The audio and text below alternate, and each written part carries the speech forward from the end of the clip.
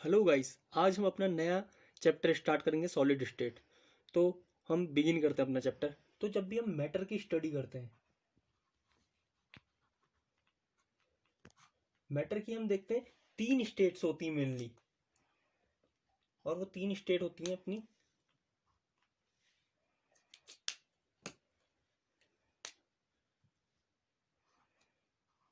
Solid state, liquid state and gaseous state. Okay, तो किसी particular physical condition पे कौन सी वाली स्टेट एग्जिस्ट करेगी, तो उसको डिफाइन करने के लिए दो फैक्टर गेम में आते हैं। ठीक है, पहला है inter molecular force of attraction, और दूसरा होता है थर्मल एनर्जी।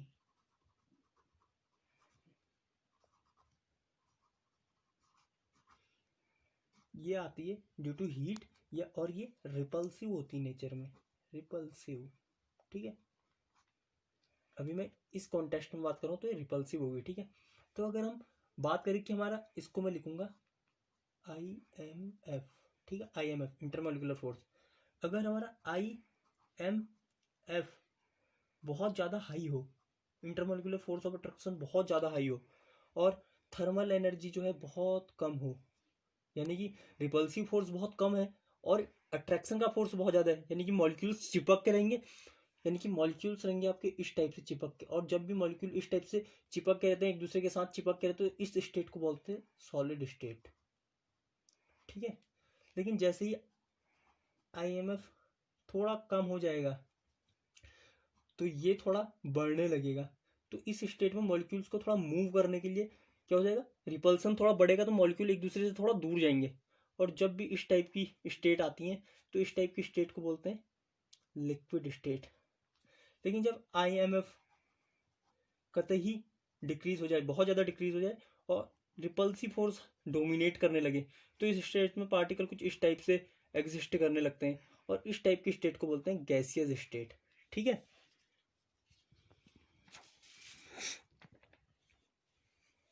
तो अब हम इनकी प्रॉपर्टीज की बात करेंगे कि लिक्विड की क्या प्रॉपर्टी होती है, और गैसेस की क्या प्रॉपर्टी होती है, और लिक्विड, गैस और सॉलिड। तो अगर हम सबसे पहले प्रॉपर्टीज की बात कर रहे हैं, लिक्विड, गैस एंड सॉलिड। तो अगर मैं सबसे पहले IMF इंटरमॉलिक्यूलर फोर्स की बात करूं, तो इनमें मॉडरेट होता है, इनमें लो होता है, और इनमें हाई होता है। फ्लो करने की टेंडेंसी, FLOW, फ्लो टेंडेंसी, ये शो करते हैं, ये शो करते हैं, लेकिन ये फ्लो करने की टेंडेंसी शो नहीं करते। यानी फ्लो करना यानी कि मूव करना, अपनी पोजीशन से मूव करना। अगर कोई पार्टिकल अभी यहाँ है तो कुछ टाइम बाद ये इधर होगा, इधर कहीं, और कुछ टाइम बाद इधर होगा, रैंडम मोशन में फ्लो करेंगे। तो फ्लो करने की टेंडेंसी के कारण लिक्विड्स और सॉलिड को फ्लूइड भी कहा जाता है, FLUID, फ्लूइड, और इसको भी फ्लूइड कहा जाएगा। ठीक है, ये फ्लो नहीं करेंगे। अभी हम देखेंगे इनमें भी एक काइंड आएगा, वो हम बाद में डिस्कस करेंगे। उसके बाद अगर हम देखें इनका वॉल्यूम, वॉल्यूम फिक्स रहता है, इनका फिक्स नहीं रहता है, नॉट फिक्स, और इनका फिक्स रहता है वॉल्यूम।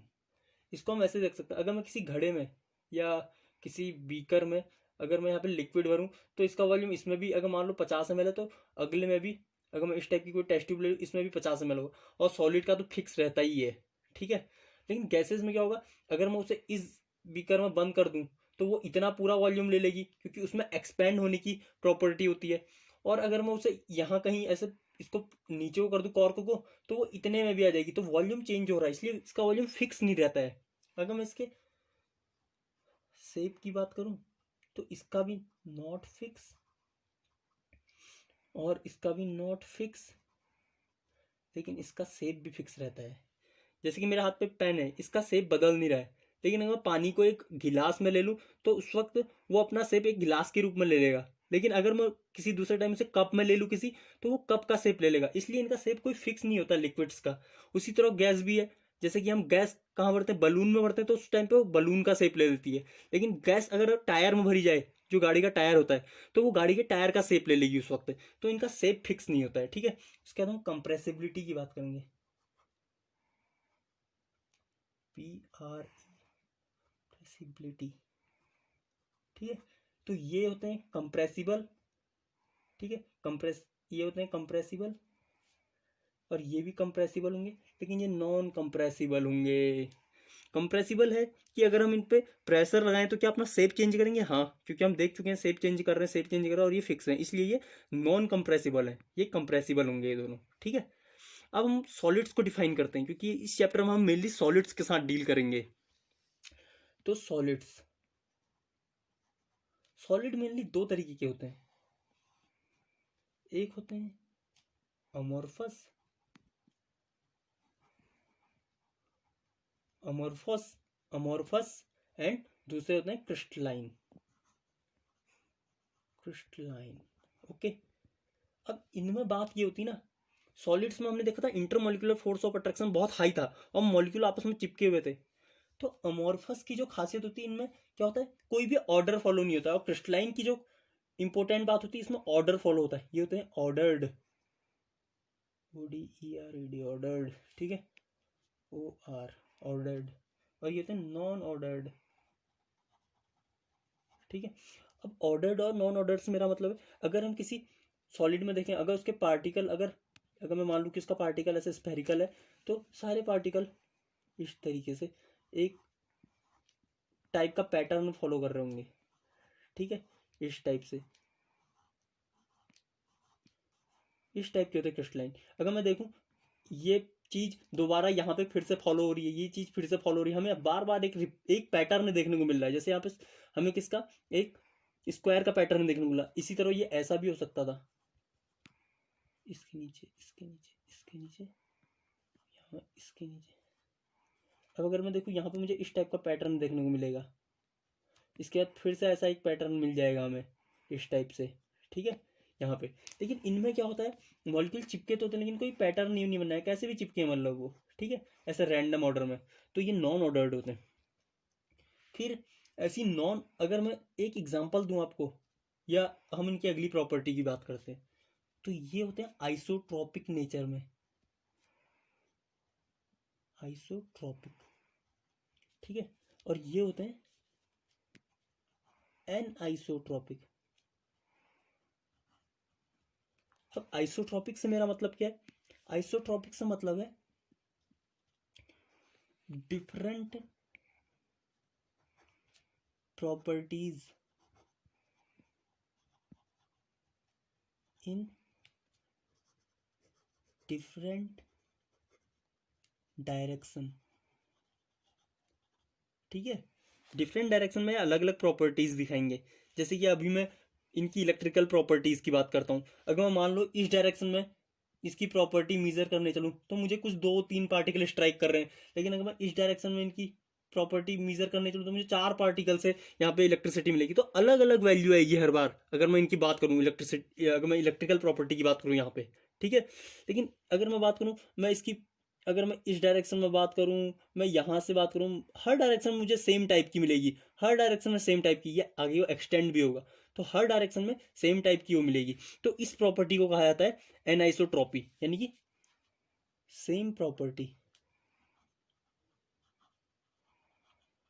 इन डिफरेंट डायरेक्शन, ठीक है। उसके बाद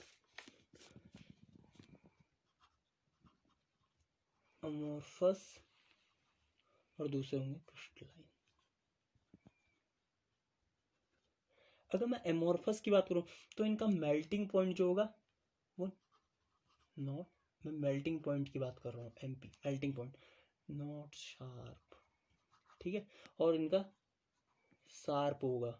अब ये हमें कैसे पता लगा, मेल्टिंग पॉइंट पे जब भी किसी का मेल्टिंग पॉइंट रीच होता है तो वहां पे क्या होता है, हमारा जो सॉलिड होगा वो लिक्विड में कन्वर्ट होने लगेगा। अगर मैं वॉल्यूम की बात करूँ तो सॉलिड का जो वॉल्यूम होता है वो थोड़ा कम होता है as compare to liquid, generally मैं बात कर रहा हूँ, ठीक है। लिक्विड का जो वॉल्यूम होता है वो थोड़ा ज़्यादा होता है एज कम्पेयर टू सॉलिड, ठीक है। तो अगर मैं बात करूँ कि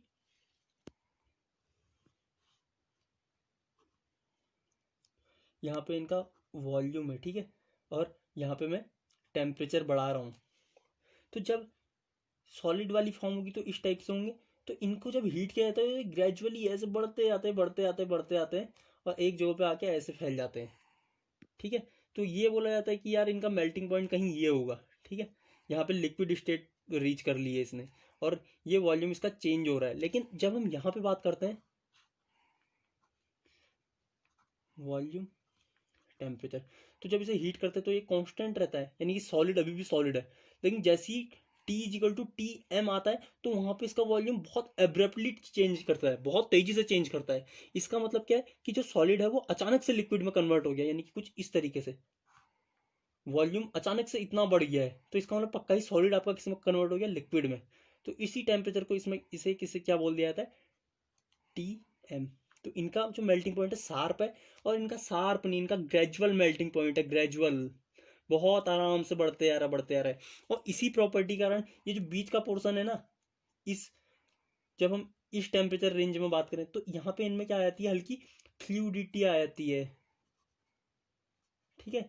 इनमें भी बहने की टेंडेंसी आ जाती है जो हम अभी बात कर रहे थे। और इसी प्रॉपर्टी के कारण सॉलिड्स की प्रॉपर्टी होती है, सॉलिड क्या होते हैं, रिजिड होते हैं, अपनी पोजीशन पे स्थिर होते हैं और अपनी पोजीशन पे सिर्फ ऑसिलेट कर सकते हैं, वो इधर उधर मूव नहीं कर सकते हैं। लेकिन यहाँ पे जब देखा इनको टेम्परेचर के एक्शन के साथ साथ ये मूव करने लगे, तो इस वजह से इन्हें क्या कहा जाता है, स्यूडो सॉलिड्स, क्योंकि इनमें मूविंग टेंडेंसी आ गई, स्यूडो सॉलिड, ठीक है। स्यूडो मतलब होता है झूठा या नकली टाइप्स, तो ये नकली खाली शो ऑफ करते हैं कि हम सॉलिड्स हैं, लेकिन ये वो पूरी प्रॉपर्टी दिखा नहीं पाते, लेकिन ये ट्रू सॉलिड्स होते हैं, ठीक है। उसके बाद इनका हीट ऑफ फ्यूजन क्या होता है, फिक्स नहीं होता है, नॉट फिक्स, लेकिन इनका फिक्स होता है, फिक्स होता है। और हर एक क्रिस्टलाइन सॉलिड का वो अपनी एक करेक्टरिस्टिक प्रॉपर्टी शो करता है, यानी कि अगर किसी की वैल्यू 5,000 है तो हम उससे बता सकते हैं कि 5,000 हम देखेंगे किसी बुक में किसका, और वहां से हमें पता लग जाएगा कि ये वाला सॉलिड है, ठीक है। और करेक्टरिस्टिक होता है, फिक्स एंड कैरेक्टरिस्टिक्स, ठीक है। तो आज हम अपना क्रिस्टलाइन और कुछ एग्जांपल कर लेते हैं। पहले अगर मैं एग्जांपल की बात करूं तो यहाँ पे अपने जितना भी रबर हो गया, प्लास्टिक हो गया, और जितने भी पॉलीमर्स हैं, पॉलीमर्स जैसे कि आपने पॉलीथीन देखा है या पॉली, एनसीईआरटी की एग्जांपल में बहुत सारे पॉलीमर्स के नाम दिए हैं, वो सारे के सारे जो होंगे एमॉर्फस में आएंगे, ठीक है। और क्रिस्टलाइन में एग्जांपल सॉल्ट, NaCl, जितने भी MgCl2, ये सारे के सारे क्या होंगे, क्रिस्टलाइन सॉलिड होंगे। तो यहाँ पे हमने, अब हम इस चैप्टर में आगे को क्या डील करेंगे, हम सिर्फ क्रिस्टलाइंस के साथ डील करेंगे, क्योंकि उन्हें स्टडी करना आसान होता है, उनमें रेगुलर पैटर्न होता है। तो आज का लेक्चर हम यहीं पे ख़त्म करेंगे। अगर कोई दिक्कत है तो आप कमेंट कर सकते हैं। Till then thank you.